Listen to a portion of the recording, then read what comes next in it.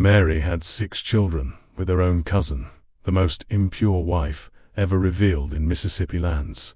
This is a story that remained hidden for decades in the isolated corners of Yazoo County, a swampy region where family secrets are typically guarded with the same tenacity used to protect properties from river floods. It was 1923, when Mississippi was still struggling to recover from the post-war economic impacts, and rural communities became increasingly isolated. It was in this setting that young Mary Elizabeth Holay, born in 1905, grew up in a small farming community where everyone somehow shared blood ties. The Holay family had settled in that swampy Mississippi region 3 generations earlier. When Patriarch William Holay received land from the government after the Civil War, over the years, the property was divided among his descendants, who rarely ventured beyond the community's boundaries. This isolation wasn't merely geographical, but also social and cultural. Mary grew up in a simple wooden house, daughter of George Holay, a stern man who firmly managed his portion of land. Her mother, Eliza Holay, a second cousin to her father, died when Mary was only 9, victim of a fever that none of the home remedies could cure. Without her mother's presence, Mary early assumed domestic responsibilities, caring for her 3 younger siblings and helping with household chores. Her only comfort in her restricted life was the company of her cousin, Robert Holay, 7 years her senior. Robert, son of Mary's paternal uncle, James Holay, was considered a promising young man in the community. Unlike other youths, he had spent 2 years studying in Jackson, the state capital, before returning to help the family with cotton plantations. He brought stories of a world Mary could only imagine. The meetings between the cousins, initially supervised during family gatherings, gradually became more frequent and private. Robert taught Mary to read and write, sharing with her the few books he had brought from the city. For a young woman whose formal education had been interrupted at 10, those lessons represented a rare window to the outside world. In 1921, when Mary turned 16, her father announced she would marry Robert, then 23. The arrangement, although common in that isolated community, caused no surprise. Unions between relatives were an established practice, justified by the need to keep lands within the family and preserve what they called purity of Holay blood. The wedding was celebrated in a simple ceremony at the small local church, attended by families from both sides, which, in fact, were the same family. The pastor, accustomed to such unions, made no objection to the marriage between cousins. After all, in the biblical interpretation of that isolated community, such bonds were considered not only acceptable, but desirable. Mary and Robert settled in a house built on the property adjacent to their parents' lands. The young couple took responsibility for cultivating that portion of land while planning to expand the family. The expectation was that they would have many children, as tradition dictated, to help with rural work and perpetuate the family name. It wasn't long before Mary became pregnant. In 1922, her first child, William, was born, named after the family patriarch. The delivery was difficult, performed at home with assistance from a local midwife. The baby, although small for gestational age, showed no characteristics that might alarm the parents or community. It was during Williams's first year that peculiarities began to manifest. The baby didn't react normally to sound stimuli, remained unusually quiet, and his motor development was significantly delayed compared to other children of the same age. The community's explanation was simple: each child has its own pace. Make sure you're already subscribed to this channel. Stories like Mary's will reveal truths that authorities tried to erase from official records. Subscribe now to discover the darkest secrets of American families that conventional history dares not tell. In 1924, Mary gave birth to her second child, a girl christened Elizabeth, in honor of her paternal grandmother. Unlike William, Elizabeth seemed to develop normally in the first months. However, as she grew, a distinctive physical characteristic became evident. Her eyes, abnormally close together, gave her an appearance that caused discomfort even among family members. The community, already accustomed to seeing certain physical peculiarities among its members, attributed such characteristics to family marks. Nobody openly questioned the possibility that such traits resulted from successive, consanguineous unions that had characterized the Holay lineage for generations. In 1926, the third child, George Jr., was born. The boy presented respiratory difficulties from birth, and unlike his siblings, showed notably retarded physical growth. His cry was weak, almost inaudible, and Mary spent sleepless nights, fearing the baby wouldn't survive until morning. Miraculously, George Jr. survived his first year, although he remained fragile and susceptible to frequent pulmonary infections. Robert, who had initially expressed pride in his wife's fertility and the continuity of the family lineage, began showing concern about his children's health. In private conversations with Mary, he expressed doubts about continuing to expand the family, considering the difficulties faced by their existing children. However, social pressure from the community, and, mainly, from family patriarchs, impelled the couple to continue producing descendants. Holay blood must prosper, was the mantra repeated by Robert's father during Sunday family gatherings. In 1928, Mary became pregnant again. This pregnancy, unlike previous ones, was marked by complications from the beginning. Severe nausea, abnormal swelling, and persistent pain caused the young mother, then 23, to appear much older. When, in the 7th month, she went into premature labor, the local midwife declared herself unable to handle the situation. For the first time, an outside doctor was called to attend a Holay family member. Dr. James Blackwood, newly established in neighboring Yazoo City, faced initial family resistance when examining Mary. The diagnosis was serious. The placentae had partially detached, risking both mother and baby's lives. An emergency cesarean section was performed in the Holay home, with hastily sterilized instruments and improvised lamplight. The procedure, considered extremely risky under available conditions, resulted in the birth of twins, a boy and a girl, both premature with alarmingly low weight. The twins, baptized Joseph and Judith, spent their first weeks fighting for survival. Joseph had a congenital heart malformation, identified by Dr. Blackwood as a murmur that would likely accompany him throughout life.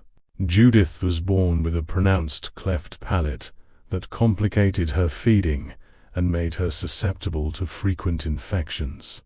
During Mary's recovery, Dr. Blackwood observed the other family children. In his personal diary, later discovered after his death in 1961, the doctor recorded his impressions about the Holay couple's children. I observe in the children physical and behavioral characteristics suggesting deleterious effects of consanguineous crossing. William, now 6, demonstrates significant hearing impairment and evident cognitive delay. Elizabeth, 4, presents hypertelorism and erratic behavior. George Jr., 2, exhibits proportionate dwarfism and compromised pulmonary function. The doctor, trained at Tulane University in New Orleans and familiar with genetic advances beginning to gain attention in scientific circles, tried discreetly to address with Robert the risks associated with consanguineous marriages. However, his educational attempts were met with hostility and distrust. The family patriarch, upon learning of these conversations, strictly forbade the doctor's return to the property. "Our blood is strong," declared the patriarch during a family meeting. "We have lived this way for generations and prospered. We don't need modern ideas from this city doctor." Despite the official prohibition of Dr. Blackwood's return, Robert, secretly concerned about his family's health, continued meeting him occasionally in town. During these clandestine encounters, the doctor provided basic medications and guidance for treating the children, especially the twins, whose survival remained uncertain. During one of these visits, Dr. Blackwood gave Robert a recently published scientific article on genetic risks of consanguineous marriages. The document, written in academic language and illustrated with complex diagrams, remained hidden under the house floorboards, consulted by Robert on rare occasions when he found himself alone. During this period, the dynamics between Mary and Robert began to change. What was previously a relationship based on obedience and tradition gradually transformed into a partnership marked by shared concern for their children's welfare. Mary, despite her limited education, demonstrated keen intuition regarding each child's specific needs, developing her own techniques to stimulate William's development and facilitate Judith's feeding. Meanwhile, in the broader Yazoo County community, rumors about the strange Holay family began circulating. The local schoolteacher, who had unsuccessfully tried to integrate William into classes, commented on the boy's difficulties. The town merchant, who occasionally saw Robert with the twins during doctor visits, spread stories about the deformed children of the Holays. The family, feeling increasingly isolated and stigmatized, reinforced their seclusion. Visits to town became less frequent, and participation in community events, such as Sunday worship, was gradually abandoned. The Holay property, surrounded by swamps and accessible only by a dirt road, often impassable during rainy season, transformed into an island of isolation in the already isolated Yazoo County. In 1930, when the Great Depression was already ravaging the United States, the Holay family's economic situation deteriorated significantly. Cotton prices plummeted, and the family's financial reserve, already limited, rapidly depleted. Food and medicine scarcity became daily realities, especially affecting the most vulnerable children. In this context of deprivation, Mary became pregnant for the 5th time. The news, received with apprehension by Robert and resignation by Mary, was celebrated by the extended family as a sign that the Holays would continue prospering despite hard times. The pregnancy, accompanied by Mary's progressive health deterioration, culminated in the birth of the 6th child in April 1931. The girl, named Sarah, was born with a visibly smaller than normal head, and, in the midwife's words, with a look that didn't seem of this world. Microcephaly was the term Dr. Blackwood, secretly called by Robert, used to describe Sarah's condition. The doctor, now more experienced and firmly convinced of consanguinity risks, made a last desperate appeal to Robert. "Mr. Holay, this is the direct result of unions between close relatives in your family. Modern science has established beyond doubt that such practices dramatically increase the risk of birth defects.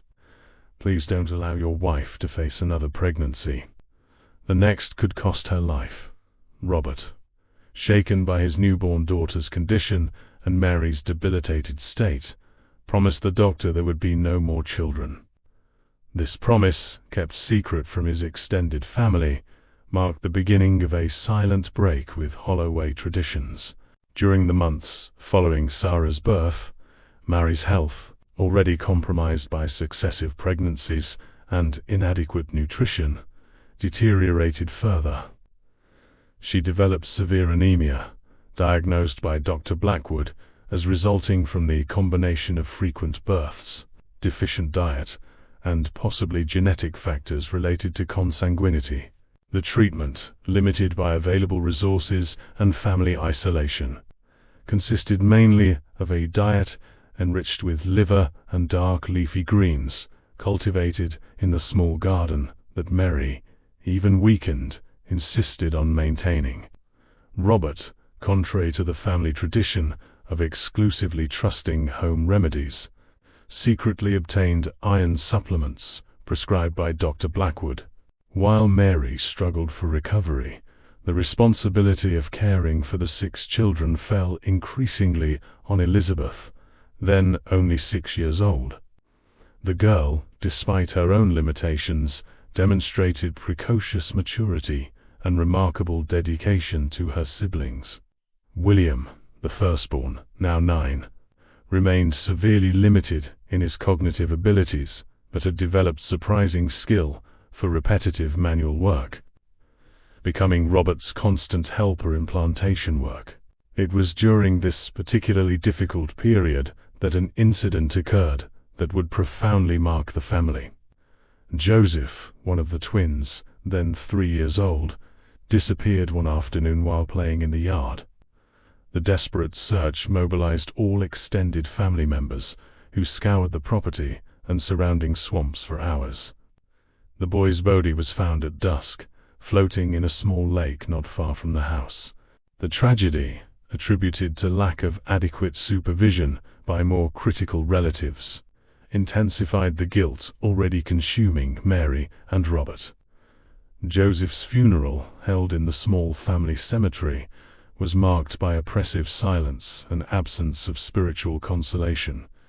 The local pastor, who had for years discreetly expressed reservations about the family's matrimonial practices, offered only formal words of condolence, without the usual promise of reunion in paradise. If you're following this story and feel that knot in your throat, imagining these children's silent suffering, leave in the comments. May the silenced voices of the Holays never be forgotten. Your comment keeps alive the memory of those society preferred to ignore. After Joseph's death, the family's isolation intensified further. Robert, consumed by remorse and growing awareness of consanguinity effects on his family, began drinking excessively. Homemade whiskey, clandestinely distilled during Prohibition, became his refuge from daily painful realities. Mary, in turn, found consolation in religion, although in an intensely personal way, distant from local church dogmas. She spent hours reading the worn Bible that had belonged to her mother, focusing especially on Psalms of lamentation and stories of redemption. In her personal diary, discovered decades later, she wrote, "God gave us these trials for a reason I don't understand. I accept His will, but I pray that my children suffer no more than they already have." The year 1932 brought a new threat to the Holay family. Social workers, part of a newly implemented federal program to assist rural families during the Depression, tried to visit the property after receiving reports from Dr. Blackwood about the children's situation. Robert, fearing that children might be removed from home, refused to allow government officials entry, threatening them with a shotgun. This incident, reported to local authorities, resulted in a court order for property inspection. However, the county sheriff, a distant cousin of the Holay family and sympathetic to their cause, deliberately delayed executing the order, giving the family time to prepare. During the weeks preceding the official inspection, Mary and Robert worked tirelessly to improve the property's appearance. The house was cleaned and repaired, children were instructed on behavior, and William, whose limitations were most evident, was temporarily sent to stay with relatives on a distant property.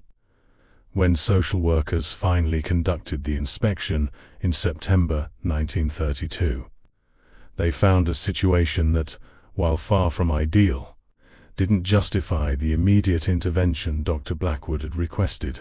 The official report, preserved in county archives, described the family as impoverished, but adequately cared for.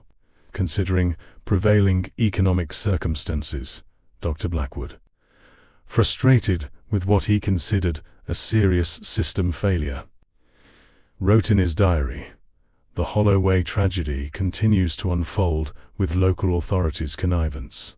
The children, innocent victims of outdated and harmful matrimonial practices, remain trapped in a suffering cycle that could be interrupted with proper intervention."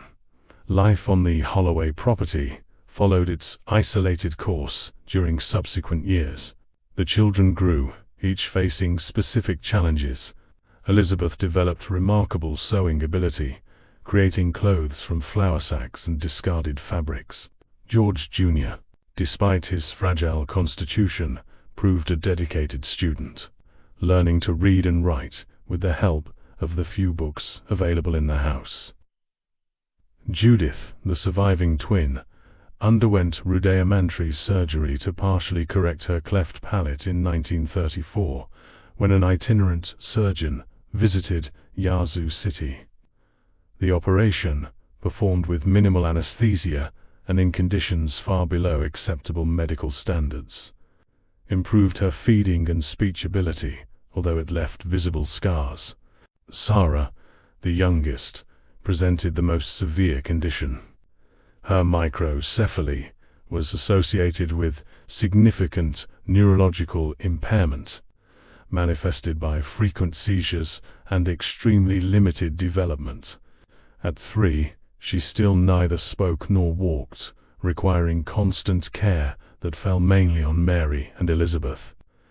In 1935, the family's economic situation slightly improved with the implementation of New Deal programs in the region. The Agricultural Adjustment Administration AAA offered subsidies for farmers to reduce cotton production, stabilizing prices.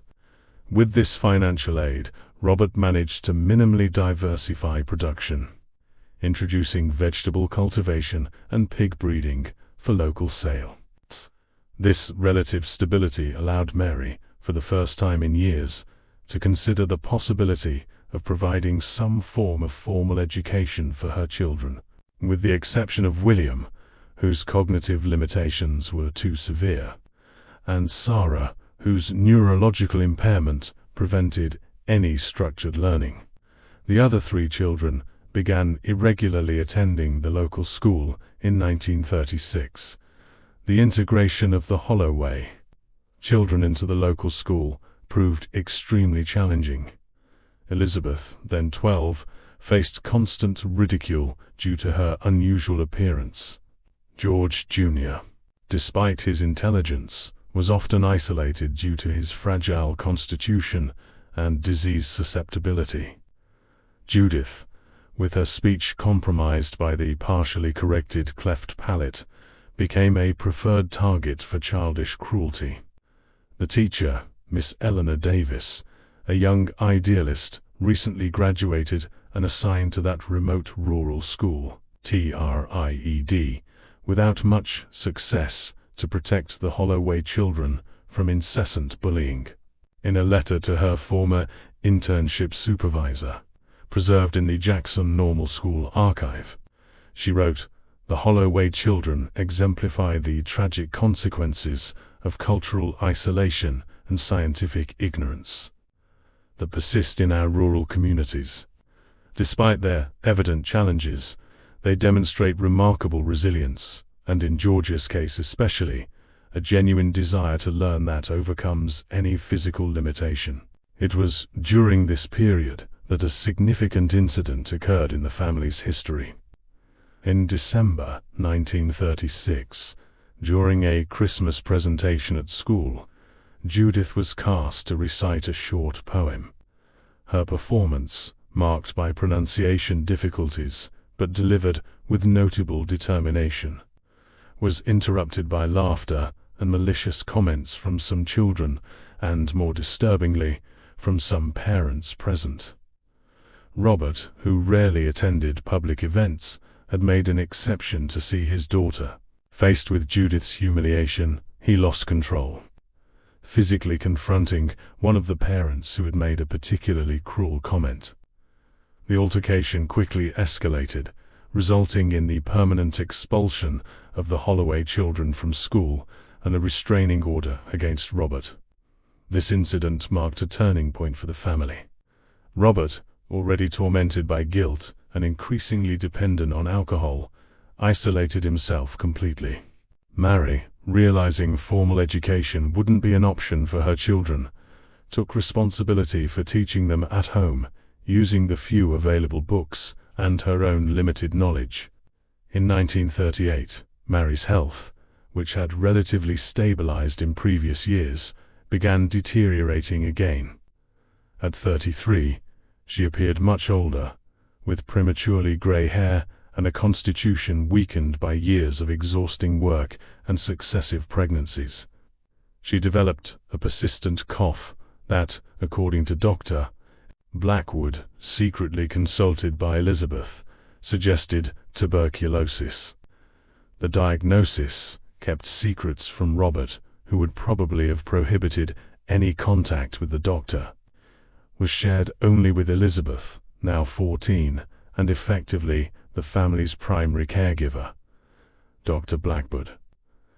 Aware of available treatment limitations and probable refusal of hospitalization, provided the young girl with detailed instructions on minimizing contagion and alleviating her mother's symptoms. During the following months, Elizabeth assumed extraordinary responsibility for someone her age, besides caring for Sarah, whose condition required constant attention, and supervising other siblings. She now also needed to protect them from possible tuberculosis contagion from her mother, without revealing the exact nature of the disease. Robert, increasingly emotionally absent and frequently intoxicated, barely perceived the situation's gravity. In his moments of sobriety, he worked mechanically on the plantation, now significantly reduced, and minimally interacted with the family. During periods of drunkenness, he alternated between deep melancholy and fits of rage, frequently directed against himself. It was during one such episode in April 1939 that another tragic event occurred.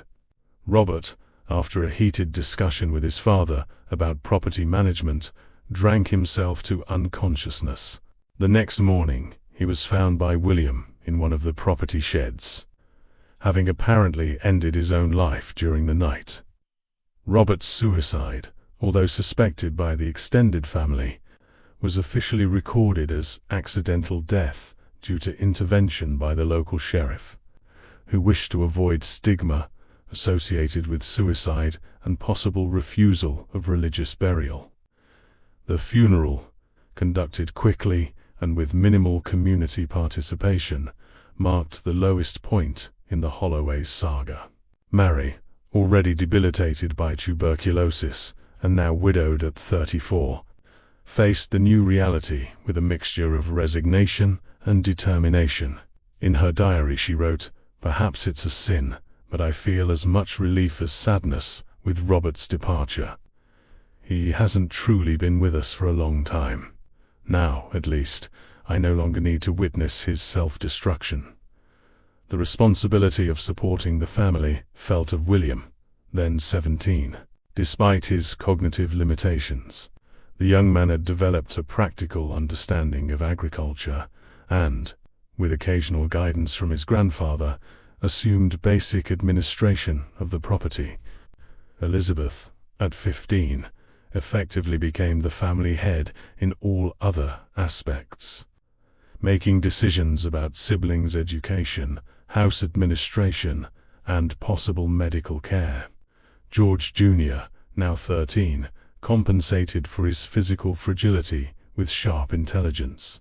Self-taught, he had practically exhausted the few books available in the house, and occasionally obtained additional material through Dr. Blackwood, who continued secretly visiting the family. The doctor, impressed with the boy's insight, began nurturing hope that George might eventually escape the cycle of isolation and limitations characterizing the family. Judith, at 11, had developed a remarkable talent for music, playing by ear an ancient Celtic harp that had belonged to her maternal great-grandmother. Her musical ability dramatically contrasted with her speech difficulties, creating a dichotomy that Elizabeth would later describe as the voice God denied her in words. He granted her in music. Sarah, the youngest at 8, remained severely impaired. She could now take some steps with support and communicate through simple gestures, but remained non-verbal and completely dependent on care. Seizures, although partially controlled by an herbal tincture developed by Mary based on traditional knowledge, still occurred with disturbing frequency. The winter of 1939-1940 was particularly severe in Mississippi, with unusually low temperatures and frequent rains that transformed dirt paths into impassable mud. The family's isolation, already pronounced under normal conditions, became almost absolute during these months. It was in this context of extreme isolation that Mary's tuberculosis progressed inexorably. Home remedies and medicinal herbs, previously at least partially effective in controlling symptoms, gradually lost their efficacy. The persistent cough transformed into hemoptysis episodes, and fever became constant. In February 1940, during a rare weather improvement allowing transit, Elizabeth sent William to town with an urgent message for Dr. Blackwood. The doctor, risking his reputation and defying the still effective family prohibition, visited the Holay property for the first time in years. What he found was a desperate situation. Mary, now weighing less than 90 pounds, could barely rise from bed. Tuberculosis had progressed to an advanced stage, and the secondary pneumonia that had set in left little doubt about the prognosis. The doctor, aware he could do little beyond providing some comfort, supplied morphine to relieve pain and detailed instructions for Elizabeth on administering it. Before departing, Dr. Blackwood had a frank conversation with Elizabeth and George Jr., the most lucid family members. He explained the gravity of Mary's situation and discussed the limited options for the family's future after her imminent death. He suggested the possibility of the children being sent to live with distant relatives in other states, where stigma associated with the Holay family would be unknown. This suggestion was received with a mixture of fear and determination by Elizabeth. "We are a family, Doctor. We will remain together no matter what happens. I promised my mother I would care for my siblings, and I intend to keep that promise." Dr. Blackwood, recognizing the young woman's unwavering resolution and aware of the limited alternatives truly available, reluctantly accepted her decision. Before leaving, he gave her a small book on basic health care and promised to return in 2 weeks, weather permitting. That would be the last time he would see Mary alive. In the early morning of March 5, 1940, Mary Elizabeth Holay died in her bed, surrounded by her 5 surviving children. Her last words, recorded by Elizabeth in a worn notebook that served as the family diary, were directed to her children. "You are stronger together than apart. Take care of each other as I try to care for you." Mary's funeral, like Robert's, was a small and hurried ceremony. The local pastor, pressured by the Holay patriarch, agreed to conduct a minimal service, although he avoided any mention of the family circumstances or cause of death. The body was buried in the family cemetery beside Robert and little Joseph. Mary's death marked the beginning of a new phase in the Holay family history. Elizabeth, now officially the family head at 16, immediately faced pressure from older relatives to marry a second cousin, perpetuating the family tradition of consanguineous marriages. The young woman, however, had witnessed firsthand the devastating consequences of these practices. In a confrontation that would become legendary in the family, Elizabeth categorically rejected the proposal, declaring, "I've seen what marriage between relatives did to my mother and siblings. This tradition ends with me." This declaration, considered heresy by family patriarchs, resulted in almost complete ostracism of Elizabeth and her siblings. The limited support they still received from the extended family was withdrawn, and malicious rumors about Elizabeth's rebellion began circulating in the community. Socially isolated and facing growing economic difficulties, the young Holays demonstrated remarkable resilience. William, despite his limitations, worked tirelessly on the plantation, now reduced to just a few acres of cotton and a subsistence garden. George Jr., using knowledge acquired through agriculture books borrowed from Dr. Blackwood, implemented crop rotation techniques that significantly improved land productivity. Judith, then 12, began playing her harp at events in the neighboring town church, where she wasn't known, earning small amounts that contributed to the family economy. Elizabeth, in turn, developed a small sewing business, creating and repairing clothes for families in the region. Only Sarah, now 9 and still severely impaired, remained totally dependent. Elizabeth dedicated several daily hours to caring for her youngest sister, developing her own methods to stimulate the girl's limited development potential. In 1941, with the United States' entry into World War II, the family's situation changed again. William, despite his cognitive limitations, was initially drafted for military service. Dr. Blackwood intervened, documenting the young man's medical conditions and ensuring his exemption. This intervention, although well-intentioned, had unexpected consequences. In the small community, already predisposed against the Holays, William's exemption was interpreted as a cowardly evasion of patriotic duty. Social ostracism intensified, with some local stores explicitly refusing to serve the Holay siblings. Amid these difficulties, a ray of hope emerged for George Jr. Dr. Blackwood, impressed with the teenager's intelligence and dedication, secured a place for him at a technical school in Jackson. This opportunity, financed by a scholarship for talented rural youth, represented the first real chance for a Holay family member to escape the cycle of isolation and limitations. The decision to allow George Jr. to leave the property wasn't easy for Elizabeth. On one hand, she recognized her brother's extraordinary potential and his rights to a better life. On the other, she feared the difficulties he would face in the outside world, with his fragile constitution and stigmatized surname. Finally, in September 1942, George Jr. departed for Jackson, carrying few material possessions but a wealth of hopes and dreams. Elizabeth, in a letter written to her brother that night and carefully preserved by him throughout the following decades, expressed the mixture of pride and apprehension she felt. "You carry with you not only your own hopes, but those of all of us. Go with courage, learn everything you can, and remember, you'll always have a home to return to, no matter what happens." The war years were particularly difficult for the remaining family. Rationing, economic hardships, and social isolation created constant challenges. However, regular correspondence with George Jr., whose letters described a world of previously unimaginable possibilities and knowledge, provided a glimpse of hope.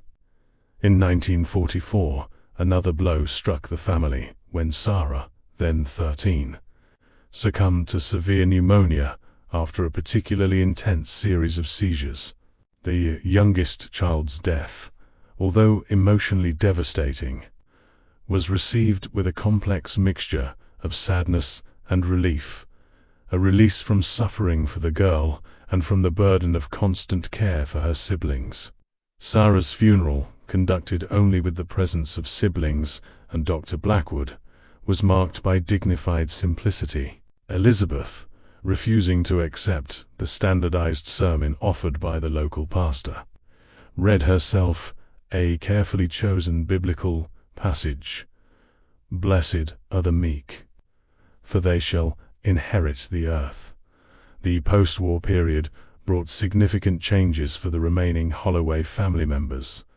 George Jr., who had completed with distinction his technical course in agricultural engineering, briefly returned to the family property in 1946.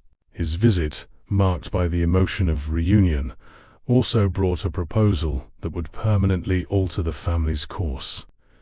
George had accepted a position in the newly established Soil Conservation Service in Birmingham, Alabama. The opportunity, besides representing significant professional advancement, would allow him to establish a new life away from the stigma associated with the Holay name in Mississippi. His proposal was clear. He wanted Elizabeth and Judith to move with him, definitively abandoning the property that had been simultaneously home and prison for the family. William, now 24 and deeply rooted in the property routine, categorically refused to consider moving. "This land is my life," he declared with the direct simplicity that characterized him. "I was born here and will die here." Elizabeth, at 22, faced the most difficult decision of her life. On one hand, she felt responsible for William and reluctant to abandon him. On the other, she recognized the unique opportunity the move would represent for Judith, then 18 and demonstrating musical talent that would remain buried if she continued in the isolation of Yazoo County. After weeks of deliberation and tense conversations, a compromise solution was reached. Elizabeth would remain with William on the property, while Judith would accompany George to Birmingham, where she would have the opportunity to develop her musical talent and, perhaps more importantly, to build a life away from the stigma that had pursued her throughout childhood and adolescence. The departure of Judith and George in October 1946 marked the beginning of the final dispersion of the Holay family. Elizabeth and William remained on the property, cultivating a fraction of the original lands and living a simple but dignified existence. Over the years, social isolation gradually diminished as events that had stigmatized the family receded in the community's collective memory. In Birmingham, George Jr. built a respectable career in public service, eventually marrying a colleague who, significantly, had no family relationship with him.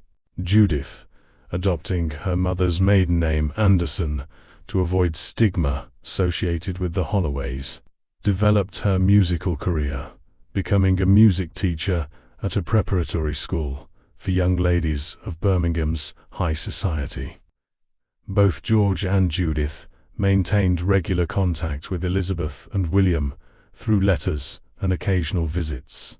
In their correspondence, carefully preserved by Elizabeth in a cedar box that had belonged to their mother, it's possible to trace the evolution of their lives and perspectives. In a particularly revealing 1952 letter, George wrote, "Sometimes I think about what might have been if our parents and grandparents had understood the risks of their consanguineous marriages. But then I remember that, without those choices, none of us would exist exactly as we are.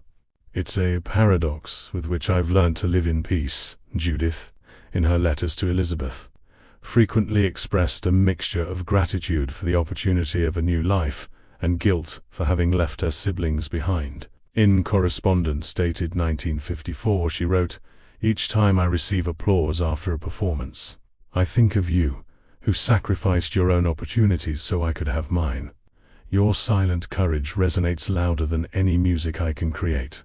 Elizabeth and William continued living on the family property until 1962, when William suddenly died of a heart attack at 40. His death, although premature, wasn't totally unexpected, considering the congenital heart anomalies Dr. Blackwood had identified in his childhood.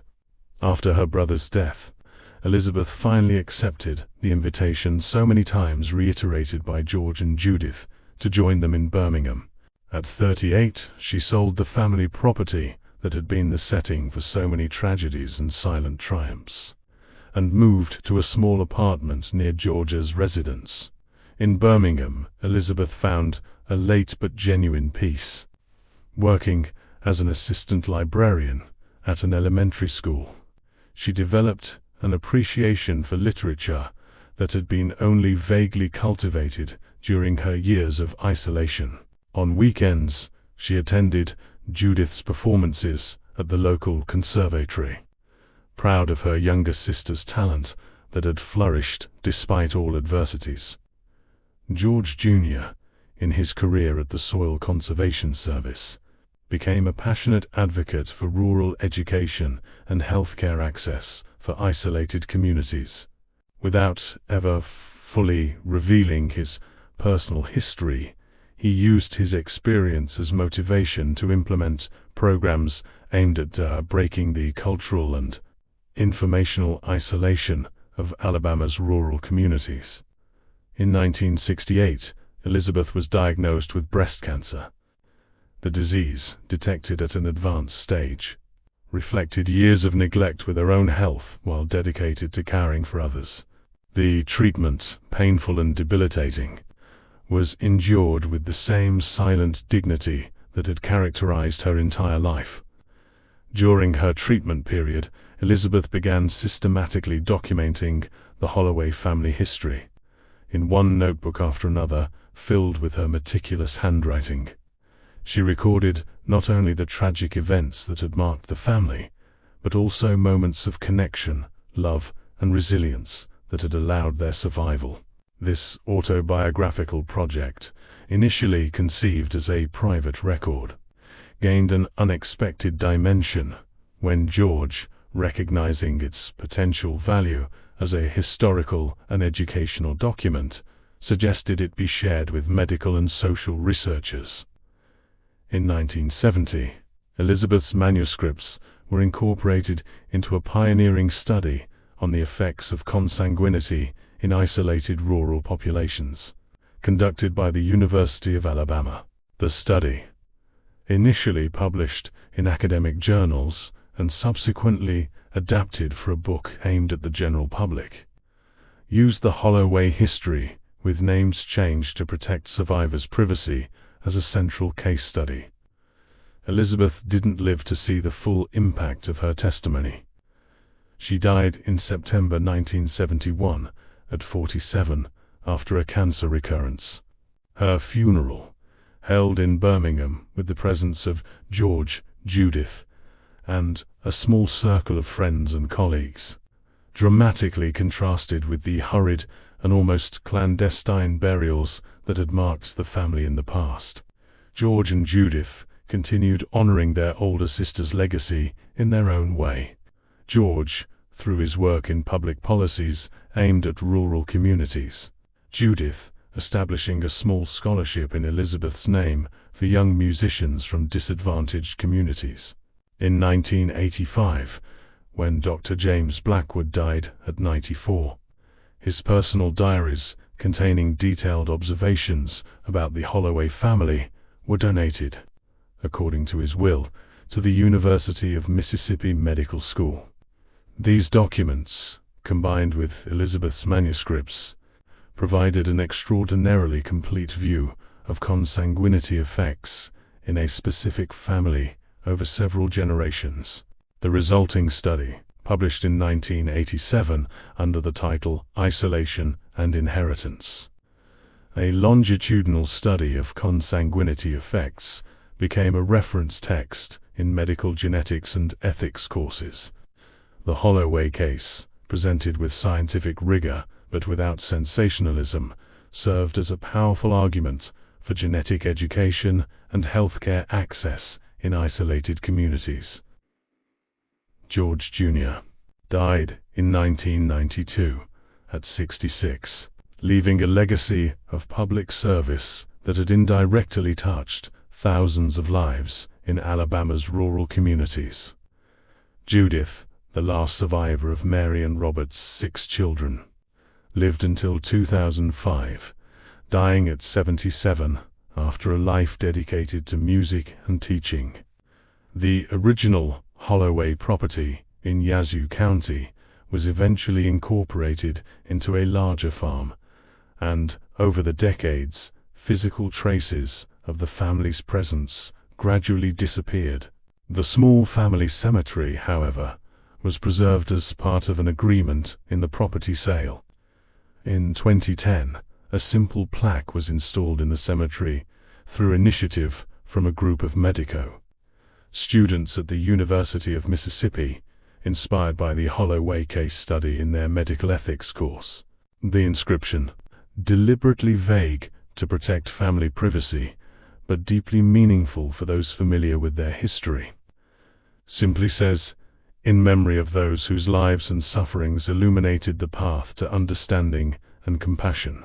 Today, the story of Mary Holay and her 6 children with cousin Robert remains a powerful testimony to the consequences of scientific ignorance, cultural isolation, and dangers of consanguinity.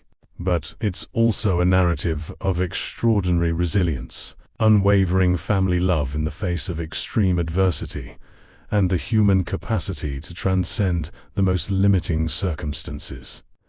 As Elizabeth wrote in the final pages of her manuscript, "We were born from our ancestors' mistakes. We carry the marks of these errors in our bodies and minds, but we are not defined solely by our inheritance. In the choices we make, in the lives we build despite everything, lies our true humanity." Make sure you're already subscribed to this channel. Stories like Mary Holay's are historical treasures that reveal painful truths about our collective past. Subscribe now to continue exploring the hidden chapters of American history that have silently shaped our society. If you watched until here, it's because you enjoyed this story. Leave a comment saying, "I watched until here," so I can get to know you and learn who really enjoys the stories on this channel. Don't forget to like and share this story with someone who values knowing the hidden truths of our history. Each like and share helps preserve these memories for future generations.